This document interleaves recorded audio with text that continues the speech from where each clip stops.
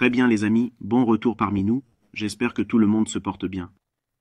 Voici donc l'épisode 12. Cette leçon et cet exposé porteront sur la structure du marché pour les techniciens de précision. Pour les techniciens de précision. Il est vrai qu'en abordant ce sujet, nous avons affaire à une théorie avancée de l'action sur les prix. Vous allez vous poser beaucoup de questions. Cela va provoquer toutes sortes d'anxiété chez ceux qui ont l'impression de devoir l'apprendre la première fois qu'ils regardent une vidéo. Croyez-moi, vous ne l'apprendrez pas et vous ne pouvez pas l'apprendre en une seule vidéo. Il s'agit va être une leçon que même mon groupe de mentorat rémunéré n'a pas encore vue. Je veux donc vous donner quelque chose qui est frais, quelque chose de profond, qui vous permettra d'aller dans vos tableaux et de commencer à étudier un peu plus, plus profonde que l'idée normale d'un plus haut et d'un plus bas. De la vision de la structure du marché par les détaillants.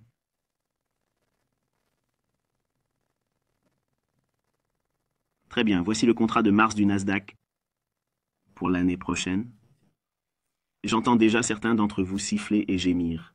Les cambistes de mon groupe, quand allez-vous parler de votre dollar? Permettez-moi de vous le rappeler. Ce que j'enseigne fonctionne sur le Forex. D'accord, ça marche avec les actions, ça marche avec les obligations. C'est à vous de décider avec quelle classe d'actifs vous allez travailler. D'accord, j'enseigne donc le prix. C'est la classe d'actifs qui se déplace. Bien, je l'utilise donc comme support. D'accord. Vous pourriez tout aussi bien aller dans un dollar australien, un dollar américain, un dollar américain, un dollar américain, un dollar américain, ou un graphique ivoirien, et vous verrez ces choses se produire également. D'accord. Croyez-moi, nous reviendrons sur le Forex. Je n'ai pas abandonné le Forex. Je veux juste exploiter cette veine qui est de la volatilité disponible en ce moment avec les contrats à terme sur indice. Très bien, nous pouvons donc voir, avec le recul, que les choses que nous recherchions dans l'action des prix, que ce que nous attendions de l'action des prix s'est concrétisé. Nous attendions une descente en dessous de ces points bas. C'est ce que nous avons fait. Nous recherchions une descente et un rééquilibrage vers le haut dans l'écart de juste valeur. C'est ce qui s'est passé. Baisse.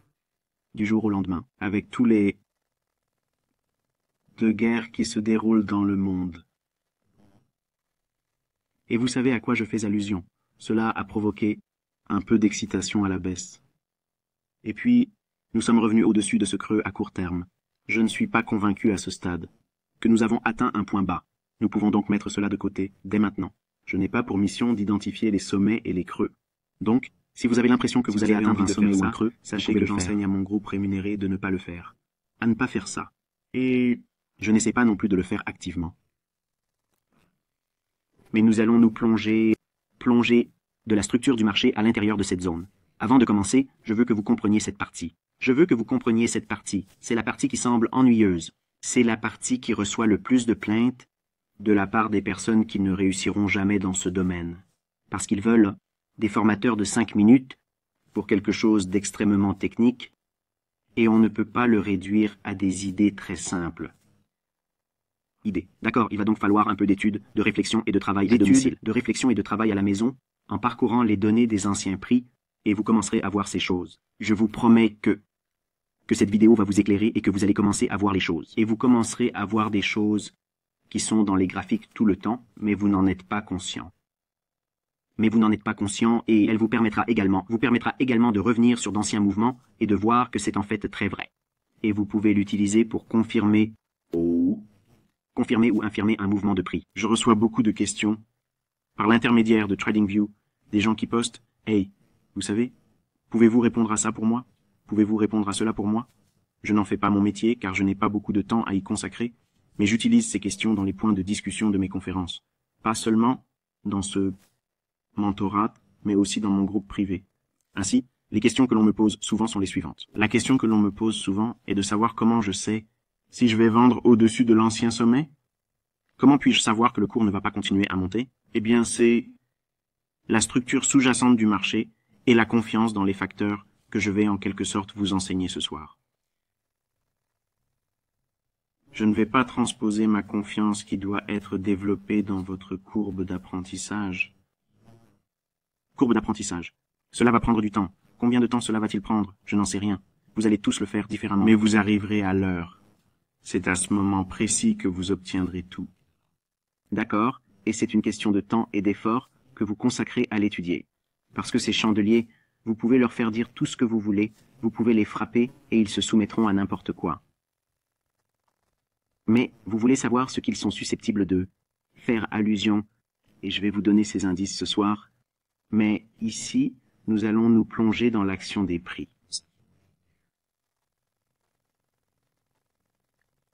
D'accord?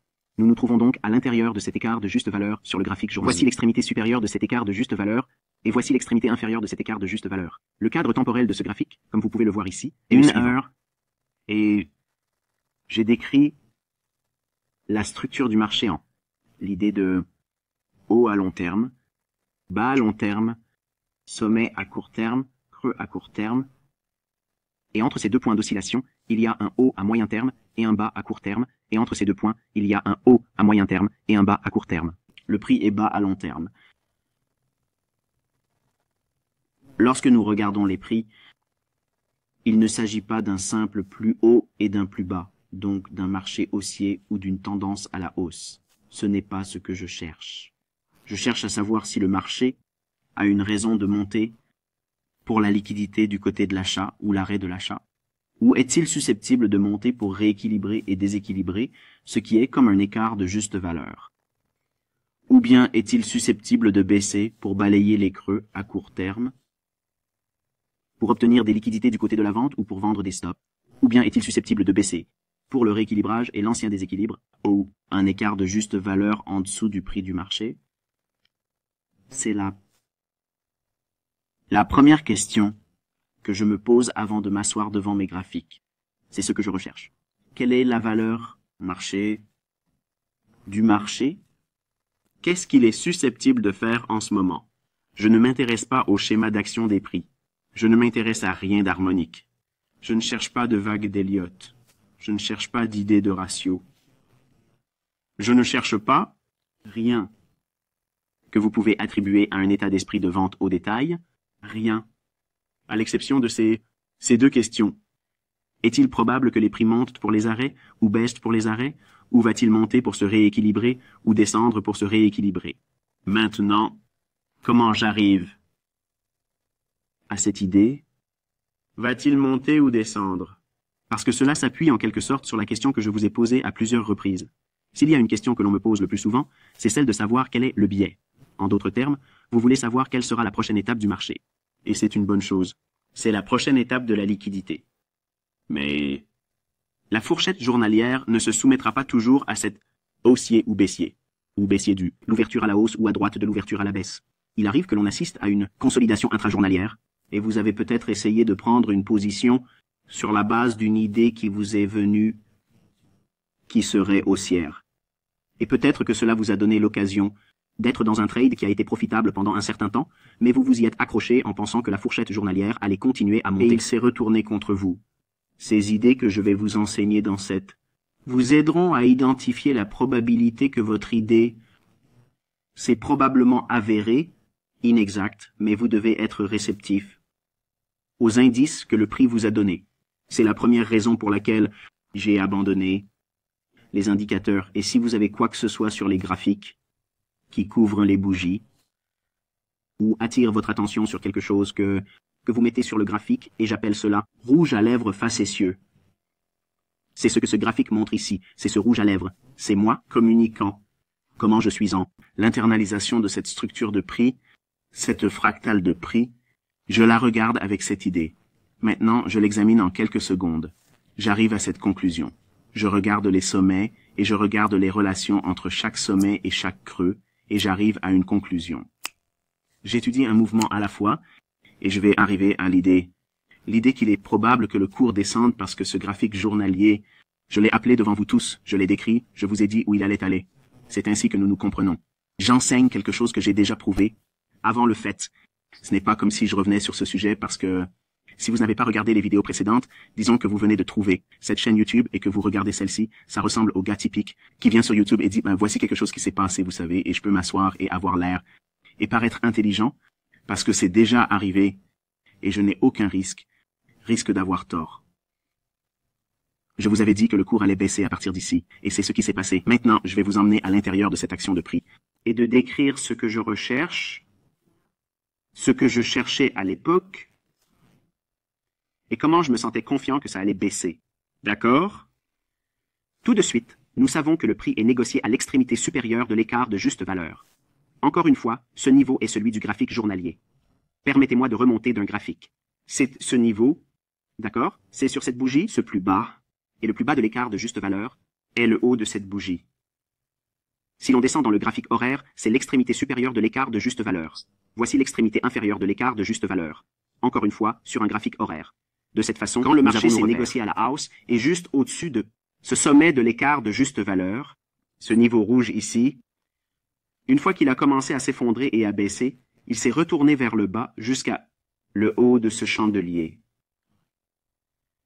Nous sommes donc revenus à l'intérieur de cette fourchette, et nous sommes dans une fourchette, puisque je m'attends à ce que de la structure de prix, le graphique journalier et de cette structure de prix, toutes les fluctuations mineures du cadre temporel inférieur lui seront subordonnées.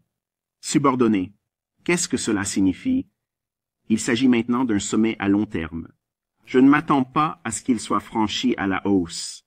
S'il est franchi à la hausse, cela signifie que mon analyse quotidienne s'attend à ce que ce niveau retienne le prix et soit un facteur de changement de prix pour l'algorithme. Dans l'algorithme de réévaluation des prix et de baisse à un moment ultérieur. S'il dépasse ce niveau, alors je suis probablement erroné dans mon analyse. C'est pourquoi je demande plus d'informations en étudiant plus d'actions de prix sur mes mains. Ou si j'ai une transaction en cours, cela signifie que je dois admettre que je me suis trompé et que le stop-out qui peut se produire n'est qu'une gestion du risque. C'est une transaction perdante. Cela ne signifie pas que votre modèle est défectueux. Cela ne signifie pas que vous êtes un raté commerçant. Cela signifie simplement que la transaction n'a pas été rentable. Et c'est simplement coût de l'activité. Mais tant que le prix reste en dessous de ce sommet, je pense qu'il s'agit d'un sommet à long terme. Mon idée est qu'il s'agit d'un sommet à long terme parce qu'il est encadré par un niveau de résistance plus élevé. Niveau de résistance, si nous parlons en termes d'idées de détail, de cette façon, nous pouvons comprendre quelque chose de manière simpliste, mais nous nous appuierons sur les idées qui vous aideront à vous éloigner des idées simples de support et de résistance.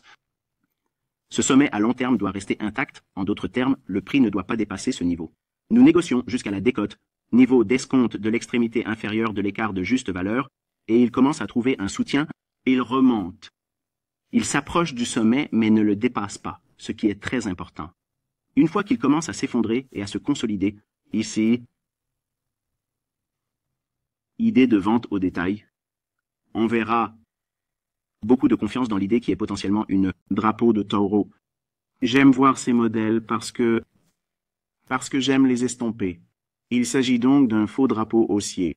Et quand on voit le prix s'effondrer comme ça, et ensuite remonter, à chaque fois, c'est important. C'est la partie où vous commencez à écrire ces détails. À chaque fois que le prix rééquilibre un déséquilibre comme nous avons cette bougie basse, cette bougie haute, nous avons cette bougie unique qui passe vers le bas comme ça. Une fois que cela rééquilibre en remontant ici, ce sommet de l'oscillation, à partir de ce sommet et ce sommet, c'est un sommet d'oscillation juste là, je l'identifie immédiatement dans mon esprit, pas sur mon graphique, parce que je ne veux pas que quelque chose me distrait. Si j'ai ces choses écrites sur mon graphique à ce moment-là, ce sera une distraction pour moi. Mais la façon dont je l'intériorise, et vous verrez ce que je veux dire au fur et à mesure que j'avancerai dans cette conférence. Rééquilibrage. D'un ancien déséquilibre, ce swing créé à ce moment-là, je le qualifie immédiatement dans mon esprit de sommet à moyen terme, ou, dans ce cas-ci, lorsque nous sommes revenus sur le terrain dans cette zone, en descendant ici. En descendant ici, c'est une baisse à moyen terme. Qu'est-ce que cela signifie? Qu'est-ce que cela signifie? Généralement, ce que vous verrez est un creux à moyen terme, à un creux à court terme plus élevé à sa droite et un creux à court terme plus élevé à sa gauche. Ce creux à moyen terme se forme par rééquilibrage, mais elle a un plus haut à court terme plus élevé ici. Mais le marché s'échange ensuite. De ce creux à court terme, il remonte. De ce creux à court terme, il remonte, mais il échoue. Il échoue ici. Nous allons anticiper cet échec, alors que si vous regardez ce creux élevé ou faible, a échoué.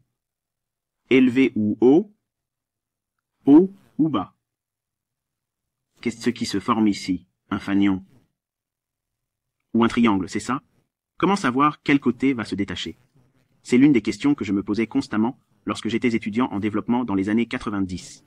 L'année du livre, j'achetais tous les livres et je mettais la main dessus. Et j'ai obtenu le livre, le John Murphy. Technical Analysis of the Financial Markets, analyse technique du marché financier, la Bible du trader. John Murphy. D'accord? Ce livre est tellement utile pour savoir ce qu'il ne faut pas faire, parce que c'est ce que les 90% des gens suivent quand ils regardent l'action des prix. Encore aujourd'hui, parce que c'est toujours régurgité, d'une manière ou d'une autre. Quelqu'un enseigne la même idée, les lignes de tendance ascendante, qui sont tellement subjectives. Comment savoir quel swing de chargement pour un ligne de tendance? Il y a beaucoup de creux d'oscillation ici. Comment la dessiner? C'est tout à fait subjectif. Il faut donc trouver un moyen de la réduire. Je déteste le dire comme ça, mais il n'y a pas de meilleure façon de le dire, mais vous devez le réduire à une science. Nous ne faisons pas d'analyse technique, nous faisons de la science technique. D'accord, vous devez être capable de faire le lien avec certaines choses, de peser et de mesurer ces facteurs dans l'action des prix, qui n'est pas basé sur des suppositions hypothétiques ou sur une sorte de schéma animal harmonique. Une sorte de modèle animal harmonique qui n'a aucun sens. Qui n'a aucun sens à mes yeux. Il faut examiner la relation avec l'action sur les prix et la relation de son comportement. Qu'indique-t-il? Que montre-t-il? Le marché a évolué à la hausse, puis s'est consolidé. Nous n'avons pas réussi à dépasser ce sommet important ici, c'est un sommet à long terme. Nous avons ensuite un sommet à moyen terme. Pourquoi est un sommet à moyen terme? Parce que nous avons un sommet à court terme ici et un sommet à court terme ici. Donc, entre deux sommets à court terme, le sommet le plus élevé entre les deux est un sommet à moyen terme. Mais le principal enseignement que vous pouvez tirer de vos notes jusqu'à présent est le suivant. Chaque fois qu'un déséquilibre, comme cette grande bougie, est rééquilibré, cela devient un bas à moyen terme. À moyen terme. De même, à l'extrémité opposée, ce mouvement baissier est un écart de juste valeur. Dès qu'il se rééquilibre, c'est ce que je classe comme un sommet à moyen terme. C'est ici que nous faisons un grand pas en avant. Défini classiquement de Larry Williams, et vous pouvez voir que je me suis éloigné de ses travaux. Il a été très influent au début de mon développement, et c'était un point d'argumentation interne avec moi quand je le regardais, lorsque je le regardais l'enseigner dans son cours VHS. The Futures Millionaires Confidential Trading. Cours. Cette idée de son approche de la structure du marché, il l'enseigne un peu dans ce livre. Il s'agit de Long-Term Secrets to Short-Term Trading, Secrets à long terme pour le trading à court terme, de Larry Williams. Il n'y a pas beaucoup de livres. J'ai plus de 2000 livres, et je peux vous dire qu'il n'y a littéralement qu'une poignée de livres utiles dans toute ma collection. Et je ne peux pas me résoudre à jeter ces livres à la poubelle. Je ne peux pas me résoudre à les jeter parce que, premièrement, je les ai payés très cher. Et c'est juste de la nostalgie, vous savez, moi, de chercher toutes ces choses dans les livres, et c'est toujours les mêmes choses qui ne fonctionnent jamais vraiment. Les idées qu'il enseigne dans ce livre, elles ont été enseignées dans un premier travail de lui, en ce qui concerne la structure du marché, comment internaliser la structure des prix, comment regarder le prix, non seulement à partir d'un haut ou d'un bas plus élevé, parce que c'est trop myope. D'accord? C'est une recherche. Surtout dans la génération actuelle, c'est la recherche de la simplicité. Pour le seul plaisir de la simplicité, et non pour atteindre la vérité ou le cœur du sujet. Et c'est ce qui fait de moi une pierre d'achoppement, pour beaucoup d'entre vous qui sont plus jeunes. Parce que vous voulez, tout de suite, une gratification instantanée. Vous voulez une récompense immédiate pour le temps que vous investissez, alors que, quand il est surprenant d'apprendre qu'il faut beaucoup plus de temps que ce que l'on pensait au départ, pour apprendre à faire cela exceptionnellement bien. Mais, pour en savoir plus sur la façon dont j'ai compréhension de l'action sur les prix, je l'ai trouvé à l'origine de son idée de la structure du marché. Mais si vous étudiez ce que je vais vous montrer dans cette conférence vidéo ici, mon groupe payant n'a jamais vu cela auparavant. Et vous le voyez pour la première fois. D'accord. Donc, quand vous entendez les gens parler de la structure du marché, ils recherchent un sommet plus élevé, un sommet plus élevé, un sommet plus élevé, et des creux successifs derrière eux. Ensuite, vous avez un plus haut raté, puis il casse le bas de juste avant ce sommet supérieur raté. Il considère cela comme un changement de tendance. Ce n'est pas toujours le cas. Souvent, c'est une bonne opportunité d'achat pour moi parce qu'il s'agit d'une forte décote. Et je vais les acheter. Et continuer à monter. C'est donc un peu délicat si vous ne comprenez pas le cadre temporel supérieur, ce que sont ces niveaux rouges. C'est le cadre temporel supérieur. La hiérarchie entre parents et enfants des prix. D'accord. Donc de cette façon, la subordination, que les variations de prix à plus petite échelle de temps adhèrent, est directement liée au flux d'ordre sur ces graphiques. Alors, que suis-je en train de dire? Le graphique journalier présente l'essentiel du volume qui arrive sur ce marché. Il n'y a pas beaucoup de volume qui arrive sur un graphique d'une minute. Cela ne change rien à l'importance ou de réduire l'importance d'un graphique d'une minute dans le contexte approprié et la structure du marché en cours. Vous pouvez donc utiliser un graphique d'une minute pour naviguer parce que, en tant que petit trader, ce que nous sommes tous, utiliser un graphique d'une minute pour naviguer. Mais nous ne négocions pas avec une logique de détail.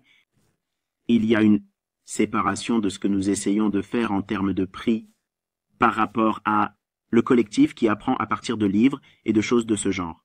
Cela peut sembler optimiste, car je montre un livre à l'écran, mais les idées qu'il enseigne au début de ce livre sur la structure du marché sont, à mon avis, l'ensemble. La seule chose que j'ai trouvée utile dans ce livre. J'ai beaucoup de respect pour cet homme, mais de tout ce livre entier, c'est Discussions sur la structure du marché, c'est la seule chose que je trouve utile dans ce livre. Donc si vous lisez autre chose dans ce livre, tant mieux si vous l'aimez, mais pour plus de recherche, pour plus d'idées de base d'où j'ai tiré cela, d'une idée de base sur laquelle je me suis appuyé, vous allez entendre les gens dire qu'il enseigne à Larry Williams la structure du marché. Non, ce n'est pas le cas. Les idées qui sont apparues très tôt dans mon apprentissage sont venues de l'interprétation de la structure du marché, mais je vais maintenant vous montrer ce qu'il n'enseigne pas dans ce livre, ce qu'il n'a enseigné dans aucun de ses ouvrages, et cela nous rapproche un peu plus du cœur du problème, et vous trouverez cela très intéressant. Donc, si nous avons un déséquilibre, c'est rééquilibré, ont un sommet à moyen terme. Un sommet à moyen terme ne devrait-il pas avoir un sommet à court terme plus bas à sa droite, un sommet à court terme plus bas à sa droite, et un sommet inférieur à court terme à sa gauche? Gauche, oui, c'est également ce que dit M. Williams dans son livre. Ce que j'ai découvert dans ma propre étude, personne ne me l'a enseigné, d'accord? J'ai en quelque sorte, j'ai été le pionnier de cette idée. Je vois beaucoup de ces gars sur Instagram qui disent qu'ils ont été les pionniers de quelque chose au cours des 2 dernières années de trading. L'idée d'un sommet à moyen terme n'est pas plus élevée que le sommet à court terme à sa gauche ou le sommet à court terme à sa droite. En d'autres termes, il descend. Le scénario idéal serait que ce sommet soit supérieur à les deux, sommet à court terme. Mais ce n'est pas le cas. Ce n'est pas le cas. Alors que fait-il? Il s'agit seulement d'un rééquilibrage. Et où va-t-il aller? Eh bien, si vous pensez en termes d'un fanion ou d'un triangle, cela m'indique que dès que cette bougie commence à monter comme ceci, cette bougie et cette bougie. Pourquoi pas cette bougie aussi? Eh bien, cette bougie n'a que ce bas ici. Cette bougie est une bougie de fermeture, mais c'est le début des 2 dernières bougies de fermeture juste avant ce mouvement vers le bas. C'est important parce que nous allons regarder à l'intérieur de cette zone ombrée et comment nous pouvons utiliser des idées très précises à l'intérieur de ce bloc d'ordre. J'anticipe cette hausse avec ces bougies, formant un bloc d'ordre où tout le monde enseigne l'idée de la dernière bougie en hausse avant la baisse. Ce n'est pas mon blocage d'ordre. Ce n'est pas mon bloc d'ordre. Vous devez cesser d'enseigner cela parce que ce n'est pas exact.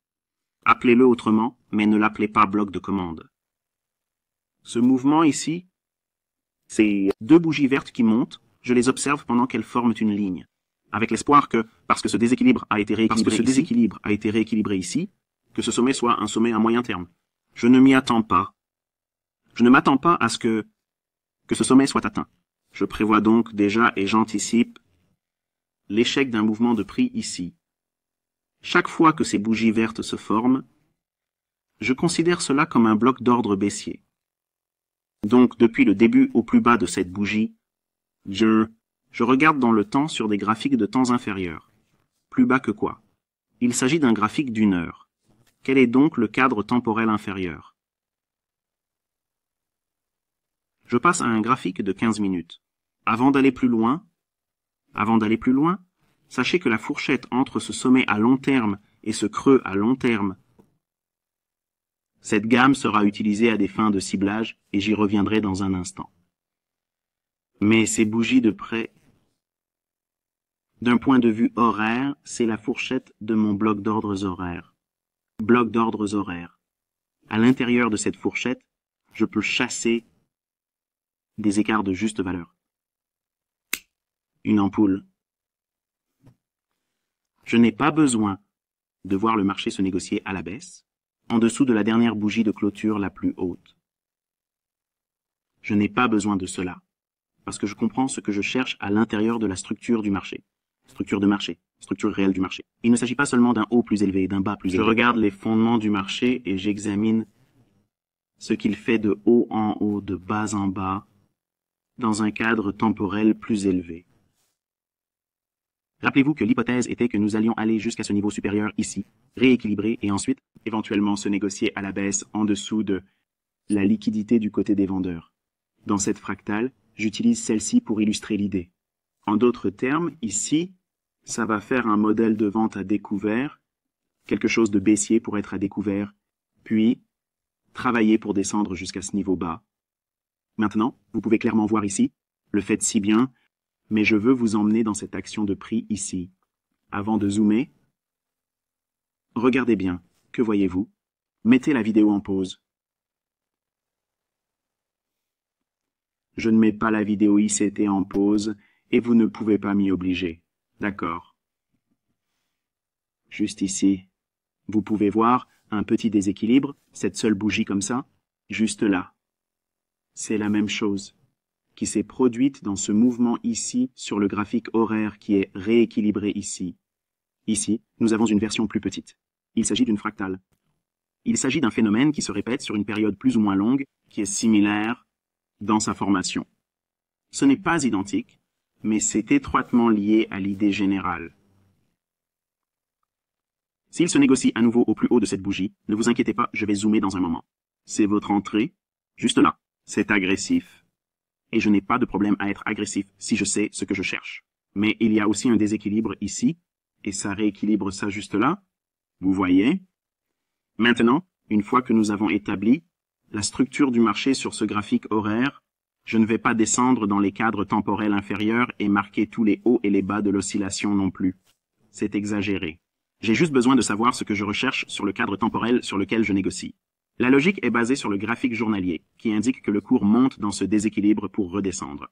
Le graphique horaire encadre mon opération.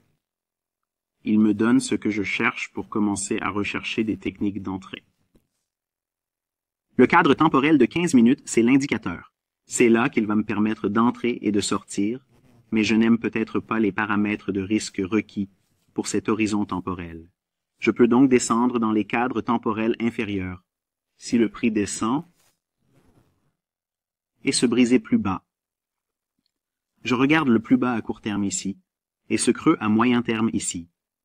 Si nous avons un creux à court terme, bas à court terme, et un creux à moyen terme, ou juste un creux à moyen terme, un creux à moyen terme, alors nous pouvons revenir au précédent, le haut et le bas à long terme.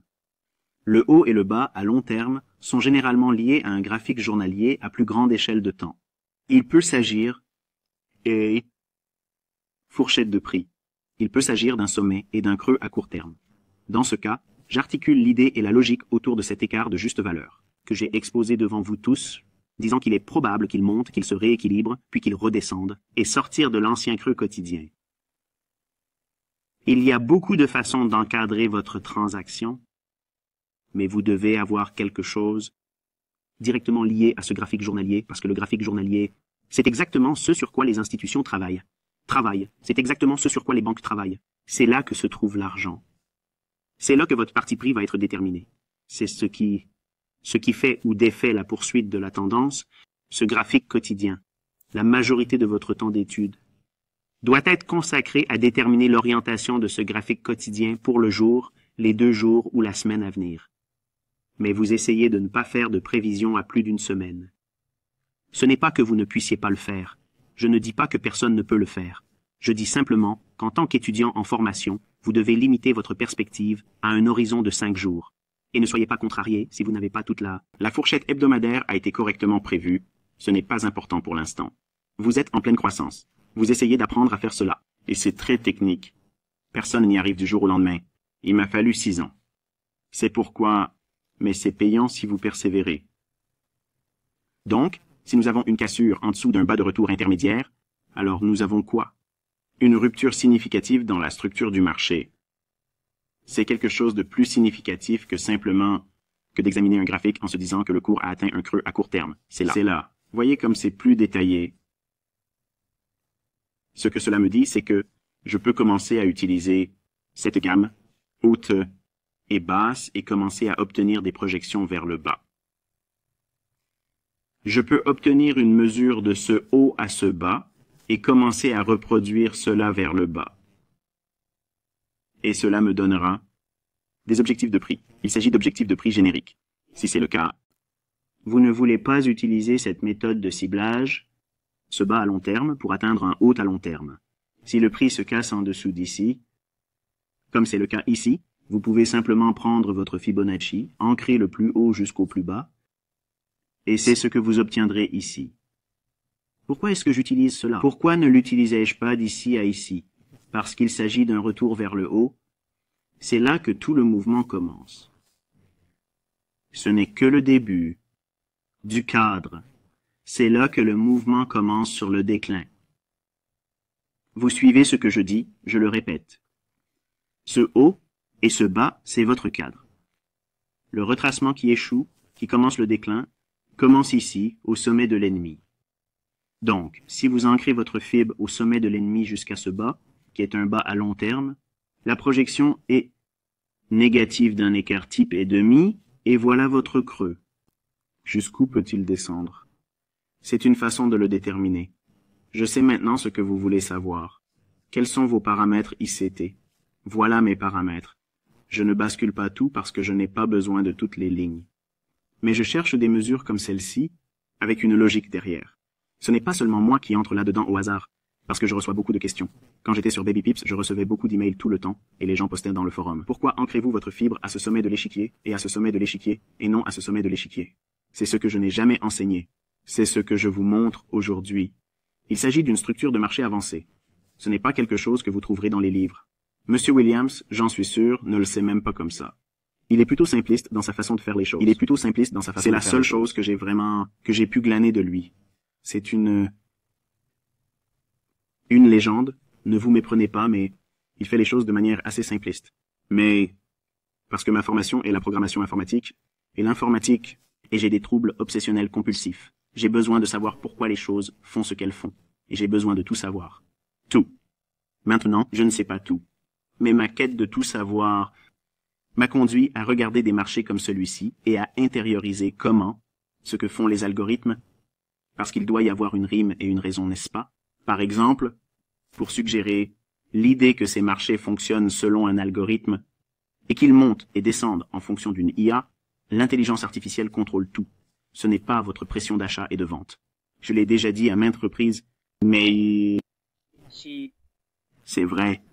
Et suspendons votre incrédulité si vous ne croyez pas à l'existence d'un algorithme juste pour le bien de cette conversation. Disons simplement, disons pour un moment, que vous adhérez à cette idée. S'il y a un algorithme, cela signifie qu'il doit suivre une certaine forme de logique. Et comment se réfère-t-il? Jusqu'où monter et jusqu'où descendre? Il ne voit pas votre arrêt. Il ne voit pas l'arrêt de Michael. Il ne voit pas l'arrêt de René. Il ne voit pas l'arrêt de Juan. Il ne voit pas Brian. Larry. C'est en dehors de ses capacités. Mais il sait où les gens s'arrêteront sur la base de ses idées. Haut à court terme, bas à court terme. Haut à moyen terme, bas à moyen terme. Plus bas à long terme, plus haut à long terme. Et où se situent les déséquilibres? Où se trouvent les déséquilibres? Maintenant, je le sais déjà, en ce moment même. Vous avez la tête qui tourne. Vous êtes probablement assis ici et vous vous dites, c'est de la folie. Comment a-t-il pu inventer cela? Et comment diable vais-je l'utiliser? Tout à fait. Vous allez prendre le temps d'apprendre cela. Ligne après ligne, précepte après précepte, ici un peu, là un peu. Cela prend du temps. Le faire, mais on m'a demandé d'enseigner la structure du marché, et voici mon interprétation de la structure du marché, car je m'appuie sur les principes algorithmiques qui sont sur le marché, qui ne peuvent pas vous être enseignés, mais je crée un langage pour que vous puissiez le voir visuellement dans votre graphique, et que vous puissiez mesurer et référencer certaines choses, pas exactement comme le fait l'algorithme, mais très proche de ce qu'il fait. Ce qui, dans mon esprit, n'empiète pas vraiment sur les plates-bandes de qui que ce soit, n'est-ce pas? Donc, si nous regardons cette petite zone ombrée ici, je veux zoomer maintenant et aller au cœur de cet enseignement. Il s'agit du même cadre temporel de 15 minutes, je vais juste zoomer un peu plus. Il s'agit d'une entrée agressive pour vendre à découvert. Maintenant, ce graphique horaire montrait ces deux bougies en train de monter. Dans le cadre temporel de 15 minutes, il y a manifestement plus de bougies. Donc, dans ce clôture, série de bougies d'1, 2, 3, 4, 5 bougies. Dans cette fourchette, si j'obtiens un écart de juste valeur avec une décomposition comme celle-ci, remarquez que je n'ai pas besoin d'un creux d'oscillation cassée. Vous avez remarqué? Oh, dans le modèle que je vous enseigne, vous devez chercher quoi? La cassure de la baisse à court terme. C'est le changement de la structure du marché. Ensuite, vous voyez le prix monter dans ce déséquilibre, et vous pouvez alors être à découvert, ou vice-versa si vous êtes haussier. Si vous comprenez la structure du marché avec cette perception, en la regardant d'un point de vue plus élevé et en anticipant un effondrement, mais en commençant à classer chaque déséquilibre et les hauts et les bas de l'oscillation, les hauts et les bas à moyen terme se forment lors du rééquilibrage d'un déséquilibre. Tout ce que j'ai déjà dit dans la vidéo, d'accord? Je ne fais que répéter. Si le sommet à moyen terme n'est pas plus élevé que deux sommets à court terme, cela indique que le marché est très faible. Et l'algorithme donne un coup de pouce aux personnes qui l'observent de cette manière. Qui regarderait les choses de cette manière? Les traders avisés. Quelqu'un qui ne regarde pas un graphique avec des idées harmoniques, rien d'Elliott Wave. Il ne regarde même pas le support et la résistance. Ce n'est pas un facteur. Ce n'est pas du tout un facteur. Quand les traders des banques s'assoient, ils ne regardent pas le support et la résistance, ils se fichent de la ligne de tendance. Ils ne s'intéressent pas aux moyennes mobiles, aux croisements, rien de tout cela. Ils s'intéressent à le déséquilibre, le rééquilibrage et la liquidité. C'est tout. C'est tout. C'est tout ce qu'ils font. C'est tout ce qu'ils font. En encadrant cela dans le contexte du Forex, ils utiliseraient l'idée fondamentale des différentiels de taux d'intérêt, dont je parlerai un peu, pas dans cette leçon, mais j'ai dit que nous irons sur le marché des changes, mais pour l'instant, nous enseignons les prix, et nous enseignons les prix par le biais de ce support et les contrats à terme sur Index, mais cela fonctionne dans Forex. Il n'y a aucune raison de se demander si cela ne va pas seulement fonctionner sur ce marché, mais sur tous les marchés. Marché, c'est votre entrée agressive. Vous n'avez pas besoin d'un swing low cassé parce que vous avez l'idée basée sur la structure du marché, suggérant que c'est excessivement faible. Si c'est excessivement faible, cela signifie le prochain sommet à court terme. Comment puis-je savoir qu'il s'agira d'un sommet à court terme? Je ne sais pas, parce que j'étudie les bougies de clôture, parce que cela va être un bloc d'ordre plus tard. Maintenant, tout le monde a des nouvelles. Comment regarder ces bougies? Après qu'il soit passé en dessous et qu'il soit remonté et qu'il ait heurté le bas de ce rectangle, donc le bas de ce rectangle, c'est l'ICT classique, baissier classique. L'interprétation avancée d'un bloc d'ordre serait d'utiliser une structure de marché comme celle-ci, ce qui n'est pas conventionnel. Mais vous commencez à voir les déséquilibres à l'intérieur du bloc d'ordre lorsque vous vous attendez déjà à ce qu'ils se vendent. Voir ceci entrant dans un sommet de terme, je sais déjà que ce rééquilibrage ici me fait penser qu'il s'agit d'un sommet à moyen terme. Cela signifie qu'il ne devrait pas dépasser ce sommet. Tout comme ce sommet à court terme et ce sommet à court terme n'ont pas dépassé ce sommet à moyen terme. Pourquoi s'agit-il d'un sommet à moyen terme alors qu'il n'y a même pas eu de rééquilibrage? Vous ne pensiez pas que j'arriverais à cette question, n'est-ce pas? Il lit dans mes pensées. Voici un sommet à long terme, voici un ici et un sommet d'oscillation ici. Vous voyez ça? Un sommet à long terme, c'est ça? Sommet à moyen terme, sommet à court terme, sommet à court terme, ou si vous voulez utiliser celui-ci, je l'utilise, je ne le classe pas parce qu'il est énergique, il se déplace vers le bas, vous auriez pu facilement avoir un marqueur de sommet à court terme ici, mais j'utilise celui-ci parce qu'il est plus bas pour rééquilibrer. Le sommet à moyen terme a un sommet à court terme plus bas à sa gauche et un sommet à court terme plus bas à sa droite. Les sommets à moyen terme sont donc classés en deux catégories. Il s'agit d'un sommet à court terme qui a un sommet à court terme plus bas à sa gauche et un sommet à court terme plus bas à sa droite. À droite, ou, et c'est la principale classification, il remonte pour se rééquilibrer. Cela devient immédiatement un sommet à moyen terme. Maintenant, l'utilité de cela est, si nous sommes baissiers et qu'il se rééquilibre comme ça, le prochain sommet à court terme devrait être plus bas que ce sera un sommet à terme. S'il se négocie plus haut que cela, votre idée de transaction est probablement erronée. Ne forcez pas cette opération à nouveau. Attendez que la structure du marché se synchronise à nouveau avec ce que vous attendez. Quelque chose de baissier.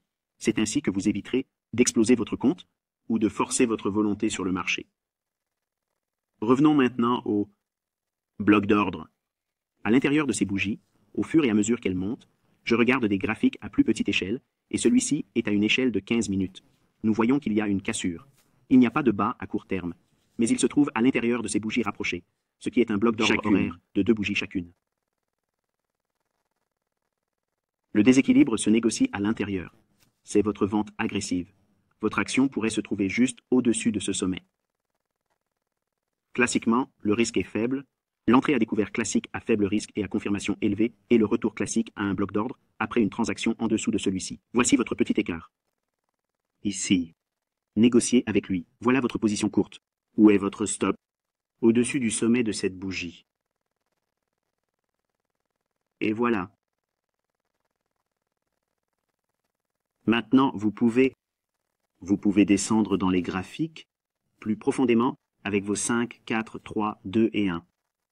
En réduisant jusqu'à la plus petite période de temps, vous pouvez voir que les deux dernières bougies ici attendent le virage à l'intérieur du bloc d'ordre. Le bloc d'ordre est la boîte rose ombrée. Mais ces deux dernières bougies ici avec l'écart,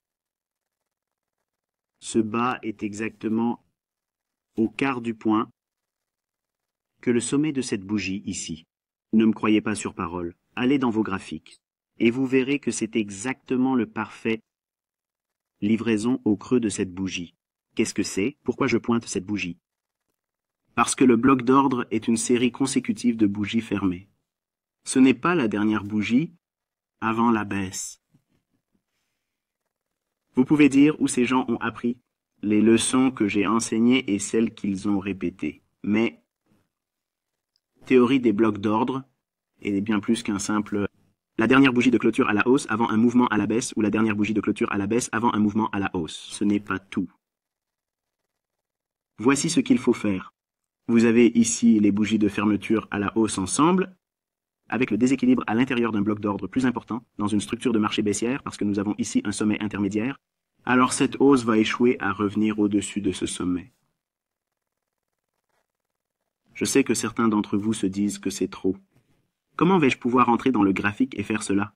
Vous n'allez pas y arriver tout de suite. Mais vous devez revenir à vos données et à vos graphiques et commencer à les décomposer et à les classer comme ceci. Vous avez le recul nécessaire. C'est ainsi que j'ai commencé à lui faire confiance. Parce que j'examinais d'anciennes données, que je commençais à les décomposer et que je cherchais ces éléments ici. C'est ainsi que j'ai fait le lien, ce que j'ai appris sur la façon dont l'algorithme fixe le prix et le prix des livres. Ensuite, j'ai créé un langage au sein des graphiques de prix qui communique très étroitement ce qu'il fait. Voici le langage que j'ai créé pour que vous compreniez ce que j'essaie de vous interpréter, que j'essaie d'interpréter. Vous n'avez jamais vu cela auparavant. Le déséquilibre ici, il dépasse un peu, ce n'est pas grave. Mais à l'intérieur de cette fourchette, plus précisément le bloc d'ordre, l'heure juste ici, c'est là que vous remplirez ou viserez avec votre ordre limité. Et la chaleur de l'opération serait sur le mouvement de cette bougie. Mais votre stop serait au-dessus d'ici. Mais vous visez un très grand objectif de baisse très important. Le risque d'entrer ici au bas du bloc d'ordre baissier horaire est donc de bloc d'ordre baissier, qui est à nouveau représenté par le bas de ce rectangle ici. Si vous entrez ici, la chaleur ou la baisse de l'opération est limitée à cette bougie. Mais votre stop doit être ici. Et vous élargissez plus bas pour un objectif qui est plusieurs fois supérieur de votre risque. En descendant à un graphique de 4 minutes, voici le même bloc d'ordre dans une perspective de 5 minutes. L'image est un peu faussée parce que nous regardons 4 minutes. Chaque bougie dure 4 minutes. Le marché se positionne sur cette bougie et la touche parfaitement. Ce n'est pas à cette longueur ou quoi que ce soit d'autre sur le graphique de 4 minutes, mais c'est à nouveau lié à ce graphique de 5 minutes. Il l'atteint parfaitement. Le marché baisse, revient tout de suite à la hausse, se négocie à l'intérieur. L'extrémité supérieure de l'écart de juste valeur sur l'échelle de temps la plus élevée avant de commencer à baisser. Nous avons un peu de mouvement au-dessus, et c'est bien, car ce marché est très volatile en ce moment. On ne peut pas exiger au marché d'être toujours aussi précis. Il arrive parfois que l'on sorte un peu des sentiers battus, et c'est normal. C'est une question d'expérience et de temps consacré à l'étude et à la pratique. Vous anticipez une certaine mesure d'imperfection, tout en vous soumettant à l'idée que ce n'est pas parce qu'il a dépassé ce niveau qu'il l'a brisé et qu'il va continuer à le dépasser. Il est probable que cela se produise, et si c'est le cas, il ne faut pas s'inquiéter. Ensuite, le marché s'oriente à la baisse et atteint ses cibles. Maintenant, ce à quoi je veux que vous réfléchissiez, c'est lorsque vous voyez ces modèles d'entrée. Ce soir, je vous ai appris à examiner la structure du marché d'un point de vue avancé. Je sais déjà que certains d'entre vous seront très déconcertés par cette leçon. Et je comprends votre confusion. Mais cette confusion est réduite par le fait que vous allez regarder les données de prix et commencer à les étudier et à les examiner. L'idée est la suivante. Quand vous voyez un déséquilibre, rééquilibrez-le. Le sommet s'est formé au fur et à mesure qu'il se rééquilibre. Ce sommet ne devrait pas être violé par un prix plus élevé si vous êtes baissier. Si vous combinez cela avec le flux d'ordres institutionnels, qu'est-ce que le flux d'ordres institutionnels?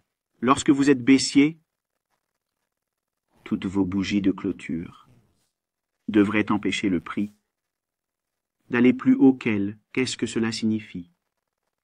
Nous avons un déséquilibre ici. Le marché se négocie à la hausse. Bougie qui se trouvait sur le graphique en 5 minutes. Nous sommes sur un graphique de 4 minutes. C'est ce niveau rouge ici. Permettez-moi de revenir en arrière, juste pour que vous sachiez. C'est celui-ci. Il s'agit d'une bougie de fermeture à la baisse. Ce sont les deux dernières bougies de clôture à la hausse. Avant le déplacement ici, puis l'équilibre. Le marché remonte dans cette bougie. Voilà votre bloc d'ordre baissier. Il est agressif. Mais si vous savez ce que vous cherchez, c'est très très amusant à faire. Sur le graphique de 4 minutes, il y a le même retour à ce bloc d'ordre baissier de 5 minutes. Regardez ce qui se passe. Le marché s'effondre. Nous avons donc bougies de fermeture en haut et des bougies de fermeture. Le marché se négocie à la hausse, oui, mais dépasse-t-il cette bougie de fermeture? Non, il se contente de remonter un peu, mais ne la dépasse pas. C'est important, car s'il ne dépasse pas ces bougies de fermeture ici ou ici, il n'a même pas besoin d'atteindre ces bougies, car il n'a pas encore surmonté celle-ci. Il s'agit donc d'une véritable résistance. Il s'agit du flux de commandes institutionnel. Votre marché, lorsqu'il sort à nouveau de la consolidation ici, toutes ces bougies ne sont plus jamais atteintes. Mais remarquez ce que nous avons ici. Nous avons des bougies de fermeture, le marché les quitte, puis il revient tout de suite. Est-ce qu'il dépasse ces bougies de fermeture? Non, il va donc rester lourd. En résumé, je vous ai appris ce soir à regarder les marchés du point de vue de leur structure, du point de vue de la structure du marché, en décomposant les variations de prix, en les étiquetant, en particulier un déséquilibre qui est rééquilibré. Ce terme intermédiaire, haut ou bas, ne doit pas être violé. Il s'agit d'un haut ou d'un bas clé. Cela prépare le terrain pour un mouvement du marché qui devrait se dérouler et atteindre un objectif à plus long terme. Dans ce cas, comme nous l'avons souligné dans le jeu, que je vous ai montré la semaine dernière et la semaine précédente, que nous recherchions une faiblesse du Nasdaq pour sortir de son bas quotidien. Si vous combinez cette logique avec la structure du marché et le déséquilibre, l'équilibre devient des hauts et des bas à moyen terme. Ces hauts et bas clés ne sont pas violés. S'ils le sont, cela signifie que votre idée est fausse. Et vous annulez l'idée et vous n'essayez pas de la forcer à nouveau, de faire du suréchangisme et de faire exploser votre compte. Si le marché évolue en votre faveur, vous allez continuer à faire confiance à ce mouvement et à vous accrocher à votre trade, car si vous êtes baissier, les bougies de fermeture devraient maintenir le prix en dessous, ou s'il s'agit de plusieurs bougies de fermeture. Ce sont des ralentisseurs, ils peuvent remonter et les toucher, et agir comme un quoi? Un bloc d'ordre baissier, mais vous ne voulez pas les voir.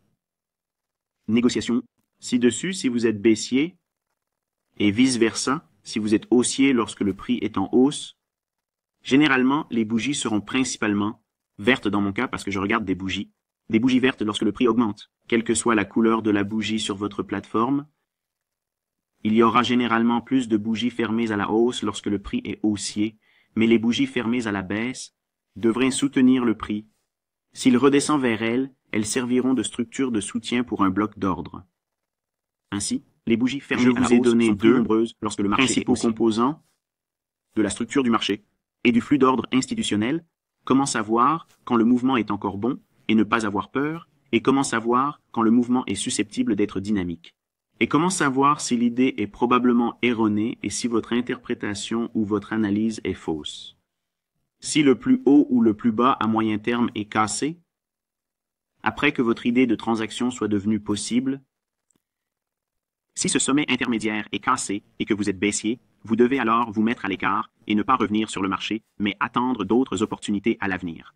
Cela peut se produire au cours de la même séance de négociation, ou peut-être au cours de la même journée de négociation, ou cela peut vous obliger à négocier au cours de la semaine suivante. Je vous ai enseigné le flux d'ordres institutionnels. Je l'ai déjà mentionné dans les leçons précédentes où nous sommes haussiers et que nous nous attendons à une hausse des prix. Généralement, il n'y a pas beaucoup de bougies fermées à la baisse dans ce mouvement de hausse, mais ces bougies fermées à la baisse devraient soutenir le prix s'il redescend dans ces bougies, et ne pas les voir se chevauchent et qu'ils descendent déjà en dessous. Si c'est le cas, c'est seulement permis s'il y a un creux à court terme, à proximité immédiate, et il est alors probable qu'ils descendent et prennent des stops de vente s'il est haussier, puis s'accumuler à nouveau et remonter. S'il n'y a pas de creux d'oscillation, il n'y aurait pas de... Le niveau le plus bas a été atteint et le niveau le plus bas a été atteint par les vendeurs. Il suffit de rechercher des bougies fermées à la baisse pour soutenir le prix à la hausse. En d'autres termes, les fluctuations de prix sont haussières. Les bougies fermées à la baisse sont votre soutien. Dans les fluctuations de prix qui sont baissières, les bougies fermées à la hausse sont votre résistance. Si vous combinez ces idées, vous obtiendrez. Si vous combinez ces idées, vous obtenez une perspective sur les prix qui ne peut pas être glanée auprès d'autres enseignants, éducateurs, traders, auteurs, gourous ou autres. Mais voici mes réponses aux personnes qui me demandent comment savoir quel haut et quel bas d'oscillation utiliser. Comme vous pouvez le constater, ce n'est pas une question à laquelle je peux répondre d'un seul coup, voilà ce que je fais. Il faut une réflexion plus approfondie. L'étude et le soutien sont nécessaires pour que la majorité d'entre vous qui êtes assis ici qui seront toujours nécessaires pour la majorité d'entre vous qui êtes assis ici et qui m'écoutez. Vous dites d'accord. Je comprends ce que vous dites. Je le vois, mais je n'aurais jamais pu arriver à cette conclusion tout seul. Personne ne s'attendrait à ce que vous le fassiez. Tu es trop nouveau. Tu n'en as pas fait assez. Et franchement, je n'ai jamais enseigné cela auparavant. C'est ce que j'ai gardé pour moi. Mais je veux donner et je veux partager. Mais vous n'allez pas comprendre cela en une seule leçon. Mais parce que j'échange et que je partage et que j'enseigne, je vous montrerai plus d'exemples. Mais je veux que vous retourniez à vos graphiques et que vous regardiez chaque fois que le marché se rééquilibre, classer cela comme un sommet intermédiaire ou comme un retour à la baisse, si c'est vous, avec un rebondir qui a été plus haut que bas et rebondir qui... Et observez comment les prix ne pas l'enfreindre. De l'enfreindre. Et si vous pouvez définir un contexte autour d'une fluctuation de prix qui est liée à un graphique à plus grande échelle, comme le graphique journalier, alors vous avez un merveilleux modèle qui s'appuie sur un flux d'ordre à plus grande échelle, ce qui est essentiel pour que votre transaction fonctionne. Si vous ne pouvez pas le voir fonctionner ou suivre ce que le graphique journalier est susceptible de faire, ou en termes simples, si vous négociez à l'encontre de ce que le graphique quotidien est susceptible de faire, vous vous exposez à l'échec. Vous le demandez, vous le suppliez. Vous le demandez, vous le suppliez. Cela ne veut pas dire que vous ne pouvez pas être long lorsque le graphique journalier est à la baisse. Pourquoi voudriez-vous le faire? Pourquoi voudriez-vous nager à contre-courant? Pourquoi voudriez-vous être le saumon? Le saumon, qui se fraye un chemin vers le haut, contre le courant, pour atteindre le sommet de la rivière, se reproduit et meurt. Vous y êtes arrivé, mais vous avez échoué. Vous voulez travailler avec la marée. Vous voulez suivre le flux et le reflux de ces marchés sur une période de temps élevée parce que ce graphique quotidien... Si vous comprenez ce graphique quotidien, revenons-y.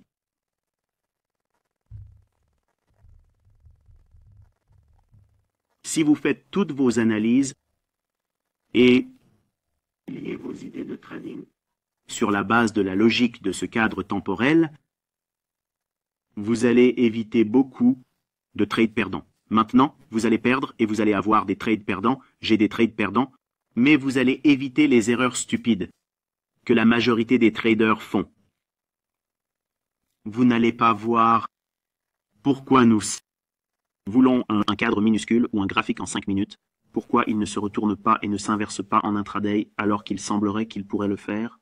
Parce qu'il y a ces petits sauts rapides et dynamiques dans la direction qui va à l'encontre de ce que le graphique journalier suggère. Ce ne sont que de petits pièges. Ce sont de petits mouvements qui amènent les gens à penser que le cours va s'inverser et qu'il est temps de s'y mettre. Et cela ne fait que créer une autre opportunité de vente alors que le graphique journalier est susceptible de continuer à baisser. Il faut donc se soumettre à ce que fait ce graphique journalier, ce qu'il cherche à atteindre, et lorsqu'il l'atteint, arrêter, se familiariser à nouveau avec le terrain et vérifier ses repères, c'est ce que je vais faire pour clore cette vidéo. Nous étions là-haut. Nous avons rééquilibré. J'ai dit, tout ceci est normal. Pour nous d'anticiper une descente en dessous. D'ici, c'est ce rééquilibrage pour une autre jambe plus basse à descendre ici. Nous avons donc eu cette baisse de prix, elle s'est produite, mais nous sommes maintenant revenus au-dessus de cette baisse. Qu'est-ce que cela signifie pour nous? Eh bien, sur le graphique journalier, c'est baissier, mais nous sommes de retour au-dessus, cet ancien creux. C'est-à-dire, dans mon esprit, ne rien faire. Nous sommes neutres en ce moment. Pourquoi? Pourquoi seriez-vous neutre? Peut-on encore être baissier? Oui. Peut-on être haussier? Si vous voulez aller à l'encontre de la tendance, du cadre de temps quotidien, eh bien, cela implique un plus grand risque. Maintenant, il y aura des moments où vous pourrez revenir en arrière dans les graphiques et dire « Mais oui, regardez, tout le monde peut le faire ». Je regarde la droite dure en ce moment. Et mon groupe de mentorat rémunéré écoute cette vidéo tout comme vous. Je suis neutre en ce moment. Je ne prends aucune position. Il se passe beaucoup de choses au niveau mondial. La confusion règne actuellement. L'argent a peur sur le marché. Et je ne vois pas la direction que nous allons prendre avec beaucoup de certitude. Alors, qu'est-ce que je viens de vous dire publiquement? Qu'est-ce que je viens de vous dire publiquement? Je n'en sais rien. Qu'a-t-il dit? Je vois qu'il a dit qu'il ne savait pas quelque chose. Il ne sait pas ce que le marché va faire. C'est vrai, en ce moment, je ne sais pas. Donc, si je ne sais pas et si je ne peux pas le classer en fonction des choses que je recherche dans le prix, oui, il pourrait monter un peu plus haut, il pourrait s'agir du plus bas, il pourrait s'agir d'une sorte de renversement, il pourrait cesser de faire ce qu'ils font en Europe et en Ukraine et tout deviendrait joyeux et rien ne se reproduit pendant quelques mois et les marchés augmentent. Je ne vois pas cela, pour l'instant. Je ne sais pas si les marchés vont continuer à baisser. La situation actuelle, maintenant, neutre parce que je ne peux pas le justifier, unilatéralité, ok, c'est comme ça que j'enseigne à mon groupe salarial, les choses que je leur enseigne. Si vous ne pouvez pas consulter vos graphiques et aligner une idée qui est haussière et qu'il n'y a aucun moyen de l'encadrer dans une position baissière en d'autres termes, si vous pouvez très facilement communiquer dans votre analyse que le cours est susceptible d'augmenter, mais qu'il est très difficile de le vendre pour une idée baissière qui a une forte probabilité d'augmenter.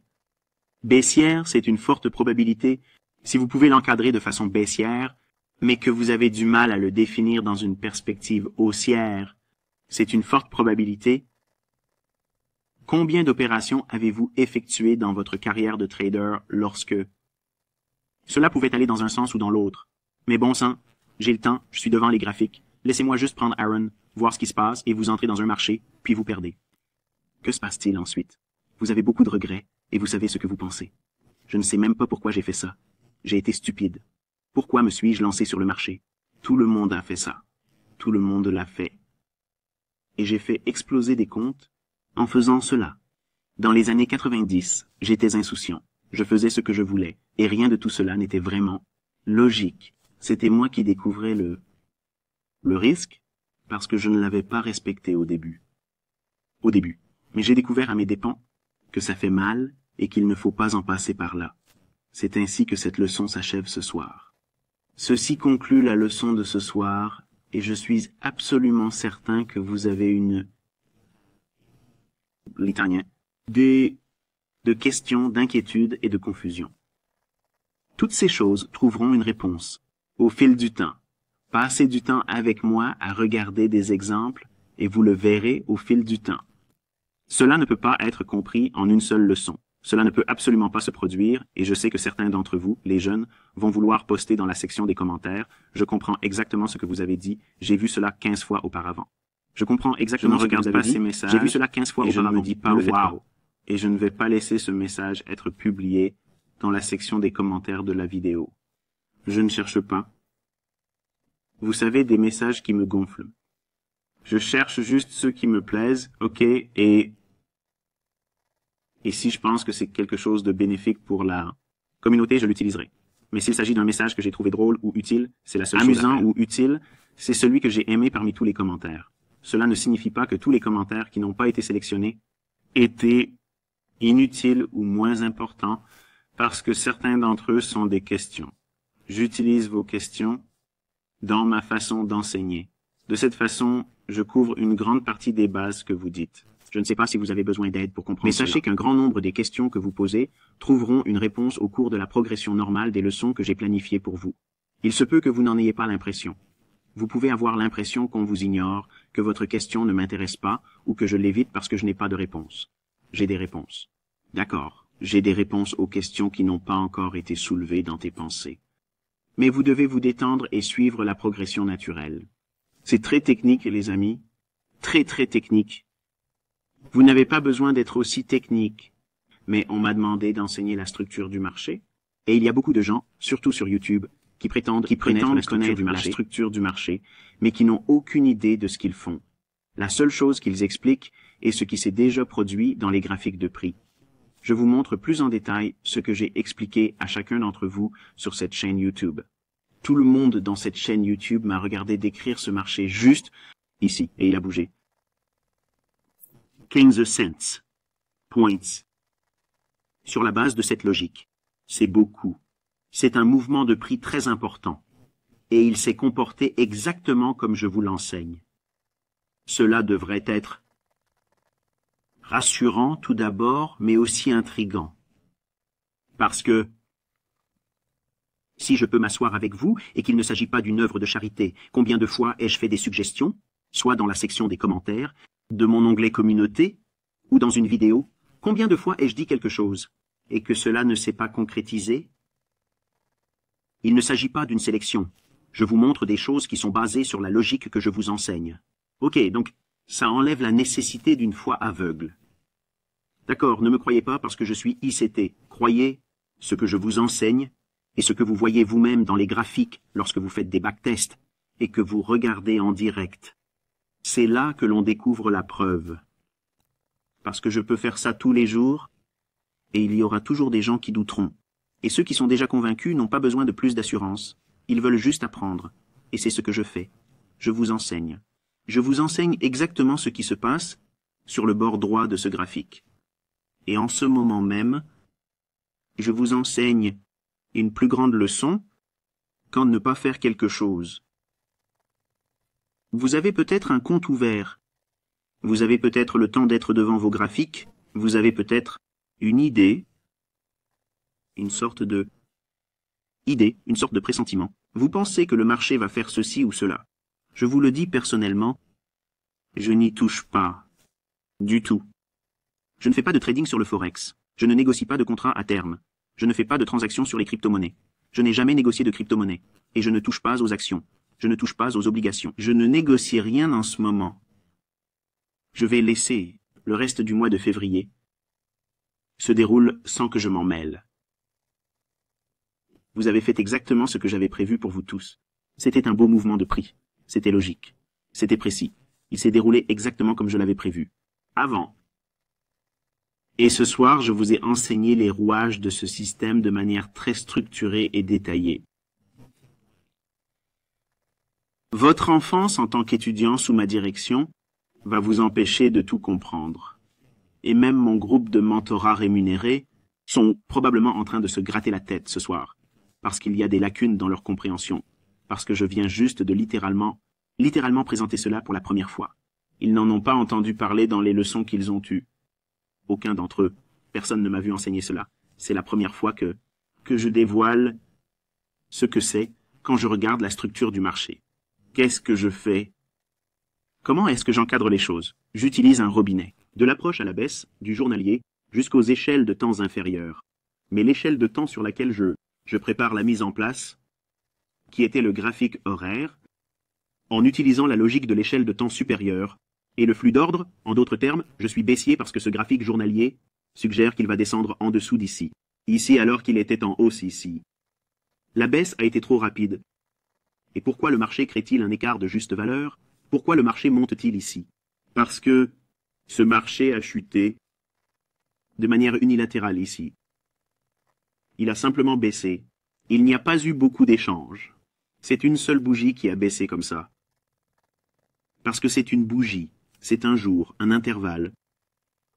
Il va y avoir la probabilité, non pas qu'elles doivent toujours le faire, pas qu'il va le faire immédiatement, mais on s'attend à ce qu'il remonte dans cette zone. Avec bougie ascendante. L'équilibrage, le mouvement de baisse, il va remonter pour offrir aux acheteurs la possibilité d'acheter à ces prix. Peu importe que ces acheteurs aient raison dans leurs hypothèses sur ce marché. L'algorithme S permet l'efficacité pour la livraison des prix, et en termes simples, cela signifie qu'il est descendu trop vite, qu'il n'offrait pas assez de temps à ceux qui voulaient l'acheter, donc il remonte. Une fois que c'est fait, il se rééquilibre, juste là, passe un peu de temps, puis se déplace à nouveau, et il revient à l'endroit où nous l'avons décrit. La question que je souhaite vous poser est la suivante. Pourquoi respecte-t-il les niveaux que j'enseigne? Ici, et la logique de déséquilibre à la liquidité. Si tout est basé sur des lignes de tendance qui se déplacent, les moyennes, les modèles harmoniques, Fibonacci par-ci, vague d'Elliott par-là. Si ces choses étaient réelles, et qu'ils avaient des facteurs qui faisaient vraiment monter ou descendre les prix, répondez à cette question. C'est l'énigme que vous devez résoudre, d'accord? Comment le marché sait-il? Quelle discipline il va suivre? Un jour donné, va-t-il suivre les modèles harmoniques des animaux? Ou va-t-il suivre la vague d'Elliott? Ou va-t-il utiliser l'offre et la demande? Ou va-t-il utiliser le profil de volume? Va-t-il utiliser Wyckoff? Va-t-il utiliser les modèles que l'on trouve sur les barres d'intervalle? Va-t-il utiliser ce qu'il y a dans Ichimoku?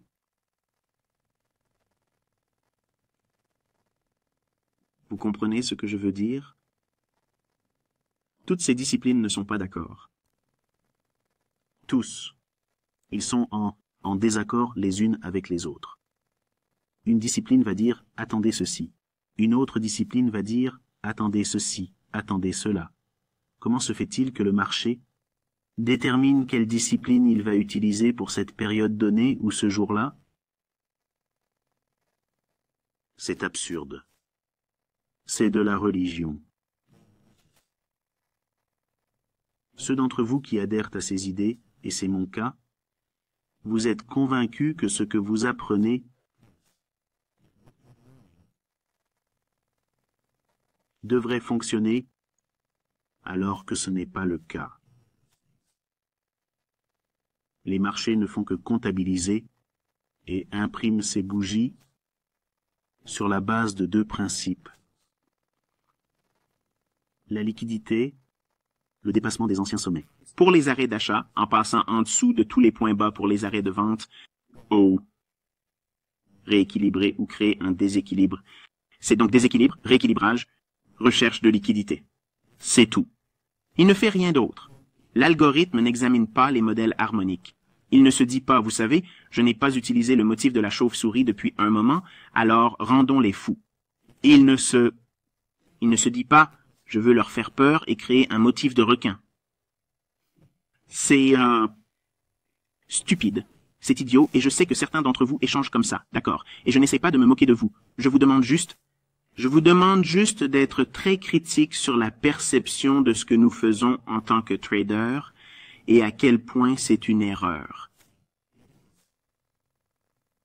Quand on enlève tout ça, et on dirait que je suis partial parce que c'est ce que je vous enseigne, mais remarquez ce que je fais. J'ai renoncé à des millions de dollars une année pour venir ici et enseigner gratuitement. Je pourrais encore gagner des millions. Vous êtes nombreux à me demander si je peux m'inscrire sur votre page. Non, vous ne pouvez pas vous inscrire. Soyez heureux. J'enseigne. J'enseigne le mentorat ici même. Je vous en prie.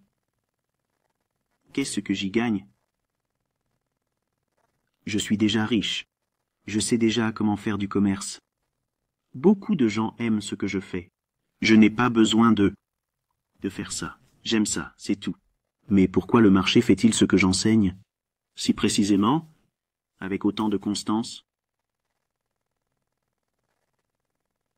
Peut-être parce que c'est le marché. Peut-être parce que c'est l'algorithme. Je vous laisse le soin d'en décider. Profitez de votre week-end, soyez prudents. Je vous donne rendez-vous mardi.